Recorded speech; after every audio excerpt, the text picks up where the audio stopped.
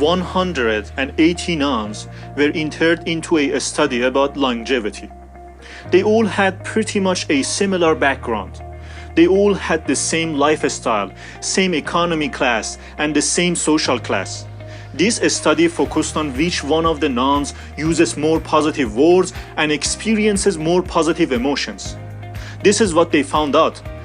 The nuns who expressed words relating to good and positive feelings lived longer. In this book, Authentic Happiness, Martin Seligman talks about many studies that confirm happier people not only have better health and live longer, they also tend to be more productive. Positive emotions aren't just good for us, but they also make us better human beings. When we are happy, we want to engage more with others and lift them up. But on the other side, it's when we are down that we become more self-focused and selfish. This book mainly deals with happiness and how we can increase the level of happiness in our lives. But in order to increase our happiness, first we need to understand what are the main components of happiness. Based on the book, happiness results from three main factors, which are given in the following equation: H equals S plus C plus V. H stands for happiness, S stands for set range, C stands for circumstances, and V stands for voluntary control. Now let's dig more deeply into these factors. Set range. This is the range mainly determined by your biology, and your happiness will be normally within this range. We all tend to have an inherited range of happiness, along with which we can move. This study shows that if you take a happiness test, almost half of the scores you get on the test are the same as the scores your biological parents would have gotten if they had taken the test. There is not that much you can do here, but the book suggests that you can increase the range if you push yourself to be a little bit more social, despite your genetic tendencies.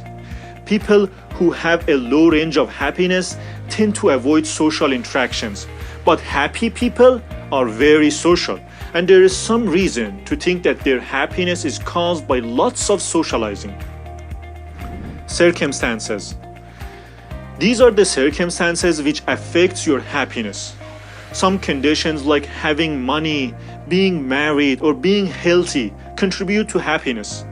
Studies shows that there is a direct correlation between how much money you make and how satisfied you are in life. But the correlation disappears once the income exceeds a threshold and more money doesn't bring more happiness anymore. Married people are usually happier unless their marriage is really bad.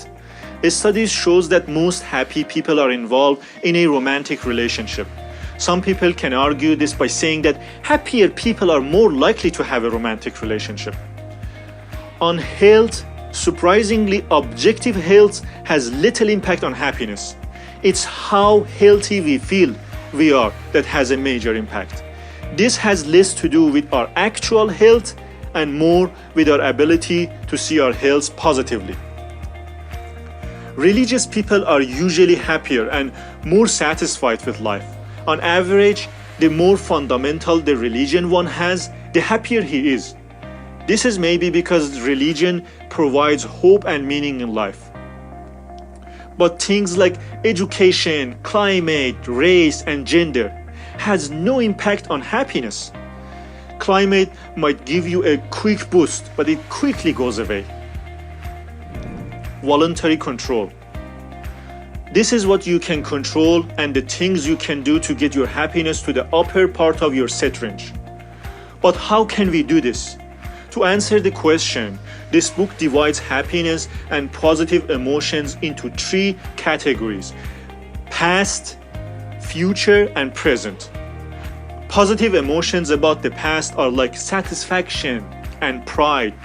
About the future are like optimism, faith, and hope. And about present are like joy, calm, and flow. To be happy about your past, you need to first let go of the false belief that your past controls your present and future. Second, think more about the good things that happened to you in the past. And third, learn how to forgive past mistakes. To be happier about the future, you need to change the way you interpret things in order to become more optimistic and hopeful.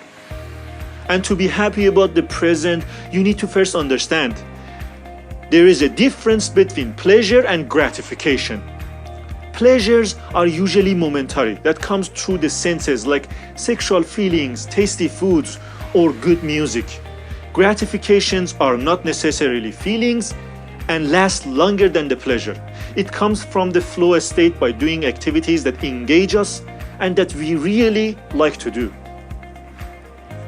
This clarifies what Seligman means by authentic happiness. He says we should not rely on shortcuts like watching TV, having sex, or buying things to feel happy. He says that positive emotions without the exercise of the character leads to emptiness and depression. We want to feel like we deserve our positive feelings. That's why he says that authentic happiness comes from cultivating our most fundamental strengths, which he calls them signature strength, and then using them every day in our lives. This was a very good book that I really enjoyed reading it, and I recommend it to anyone interested in psychology and happiness. I hope you learned something from this video, and if you did, support the work by liking the video and subscribe for more book summaries in the future.